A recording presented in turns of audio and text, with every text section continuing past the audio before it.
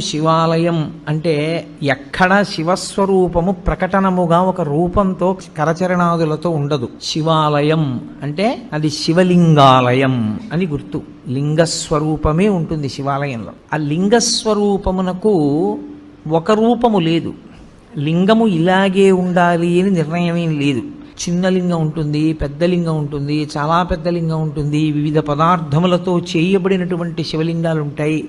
కొన్ని పడుకున్న లింగాలు ఉంటాయి, కొన్ని కూర్చున్న లింగాలు ఉంటాయి, కొన్ని నిలబడిన లింగాలు ఉంటాయి. శివలింగాన్ని నిర్మాణం చేసినటువంటి తీరును బట్టి ఆ శివలింగం పడుకుందా, నించుందా, కూర్చుందా కూడా చెప్తారు. అటువంటి శివస్వరూపంలో శివాలయంలో లింగము అని ఉంటుంది. అసలు ఆ లింగము అన్న మాటకు అర్థమేమి అన్నది సక్రమంగా అర్థమైతే శివాలయానికి అసలు మనం ఎందుకు వెళ్ళాలి, ఎందుకు దర్శనం చెయ్యాలి, దర్శనం చేసి మనం పొందేటటువంటి ప్రయోజనం ఏమిటి అన్న దాని మీద ఒక అవగాహన ఏర్పడుతుంది. శివాలయం అంటే